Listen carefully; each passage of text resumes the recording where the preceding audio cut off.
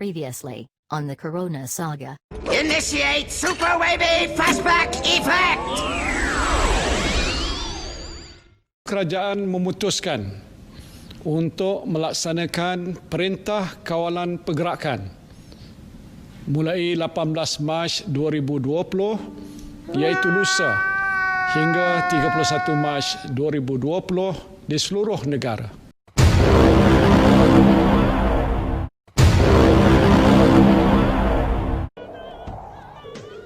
No! No! Meanwhile,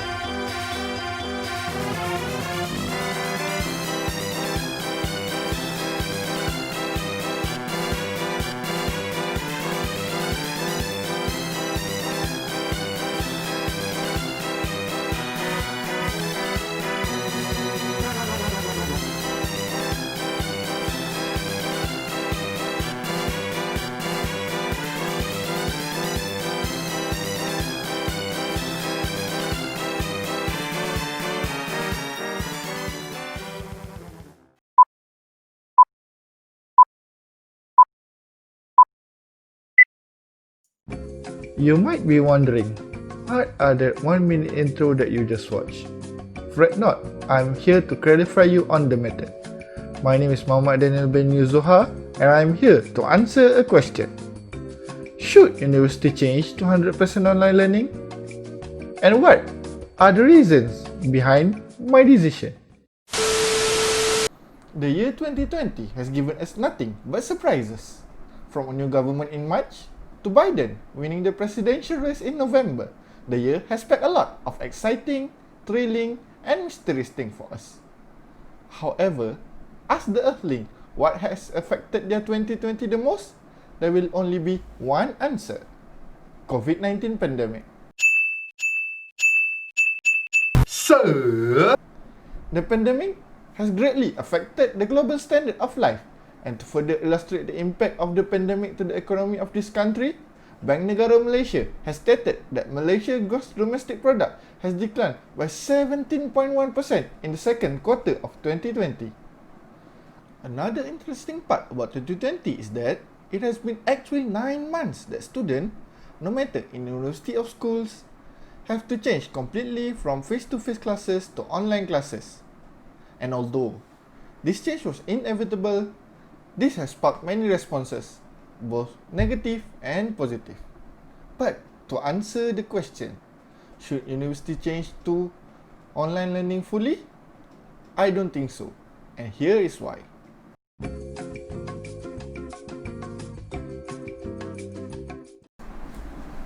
The first issue that was born out of the transition from face-to-face class to online learning is the difficulty of the teachers and even the students in adapting to the technology that will be used in the teaching process. Based on the result of the United States Schools and Staffing Survey for the year 2012, the average age of teachers are 42.4 years old, and surprisingly, 30.7% of teachers in the United States schools are aged 50 and above, making them a part of the baby boomer generation. And another surprising fact is that a 2018 census survey found that 68% of baby boomer internet users felt that the internet had a positive impact on the society. Therefore, just imagine these baby boomers being a teacher in school trying to adapt with the new technology in the online learning process. I don't think that will be an easy journey for them, and therefore, it will cause some disruption in the teaching process. However, age is not the only factor that prevents the technological adaptation process in the journey of online learning. Sometimes, there are even students who are born as a millennial or even a Gen Z, but struggles to adapt with the new technologies. And there are a few factors that contribute to this, most noticeably being their background. As you all know, not every being in this world has the privilege of being born into the best family. For example, being born in a family in rural areas. Okay, disclaimer.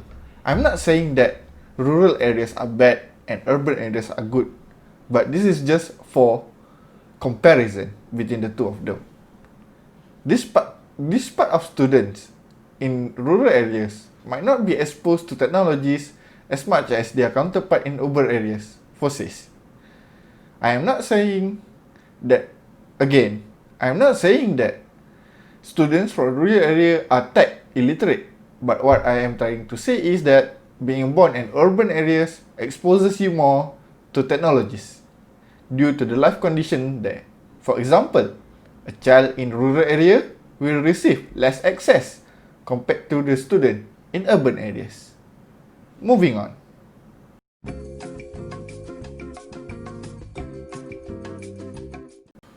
Knowledge is power. Wait a minute! No. I am not talking about that kind of power. What I meant when I said that knowledge is power is that the more one knows, the more one will be able to control events. And it is also important to note that knowledge transfer is empowerment. However, instead of the traditional pedagogy that emphasizes physical proximity and direct interaction between instructor and learner, online learning is the complete opposite of that, where the knowledge transfer can literally happen anytime and anywhere in this whole wide world. Therefore, in this boundless world of online learning, there might be some issue in the aspect of knowledge transfer. Here's a fun fact for you. Did you know humans actually have a bad attention span, even worse than that of a goldfish? It is reported in the year 2000, the average attention span of a human being is around 12 seconds, but in 2015, this figure has decreased to 8.25 seconds, making us human having a worse attention span than a goldfish, with 9 seconds. So, what does attention span has to do with information transfer, you ask? Compared to the traditional brick and mortar type of class, being in an online class invites far more distraction, with the examples being caught by your parents to do errands, friends asking you to play games together, and many more. Of course, you could say that if someone is really determined to learn, this should not be a matter of importance. But everyone has their own struggles, so do not expect everyone to have the same outcome from a single method. Next.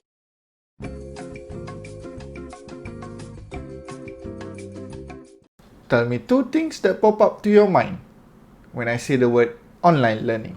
For me, it's high-speed computers and fast internet. Did you know, according to the Speed Test Global Index, which ranks mobile and fixed internet speed from all around the world, Malaysia currently sits 43rd in the fixed broadband category with an average speed of 90.81 megabit per second. However, it's a different story in the mobile category, with our country being at the 84th place with the average speed of 24.63 megabit per second.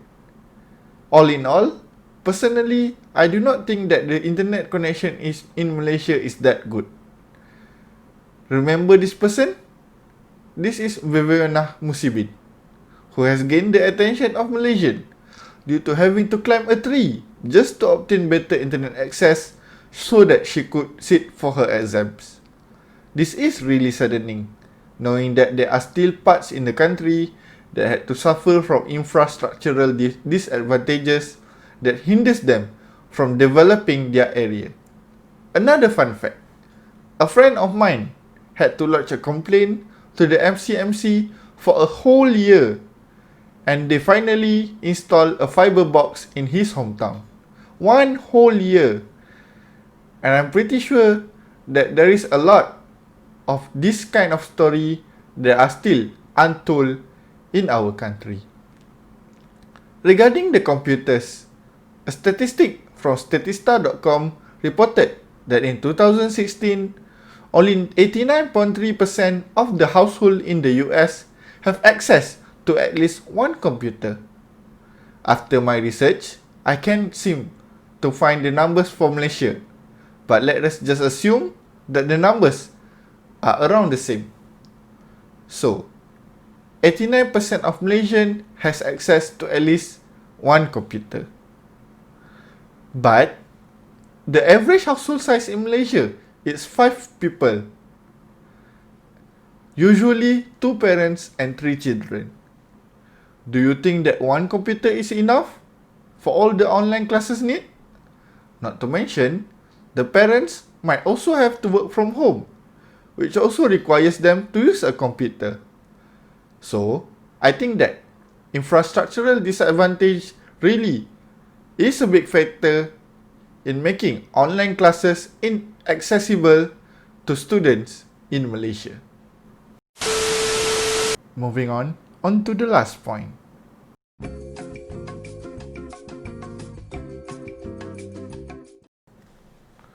According to skillsunit.com, work-life balance is a term used for the idea that you need time for both work and other aspects of life, whether those are family-related or personal interests. So, how does work-life balance become an issue in online learning? According to an article from edweek.org, English teacher Shelby Davis stated that after her school had transitioned to full online learning, she started to receive messages at night around 1 or 2 a.m. due to the reset sleep schedule of her students. Even more so, she stated that she even had to concentrate on replying her emails on a Sunday, replying her students' last-minute questions regarding their assignments. So, can you see now why I strongly believe that online learning just dissolved the barrier between one's personal life and work life? Although, you might say that lecturers are being bombarded by late-night questions even before the pandemic or before the online learning phase started. So what's the difference now? Okay, let me tell you. Imagine being in a traditional class where you have set times for your classes and you acknowledge the fact that there are certain times that you could consult your instructor due to their working hours or other factors.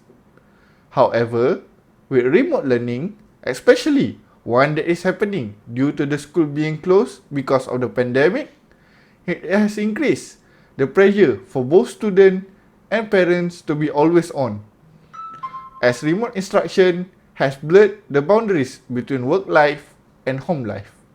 Epilogue. In conclusion, the transition to online learning isn't always a good step forward. However, we have to note the fact that not all individuals can adapt to the change easily.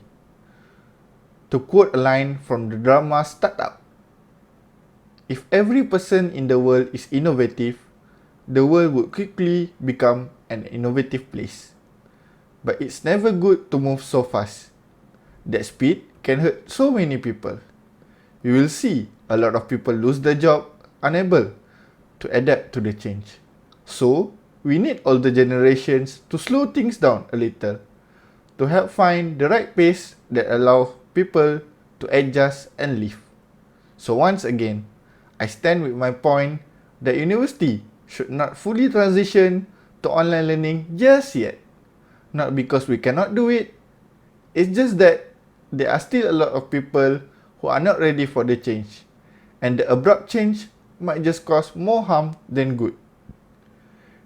And before I end this video, to sum up my reaction to this question in just 16 seconds. No, God! No, God, please, no! No! No! No!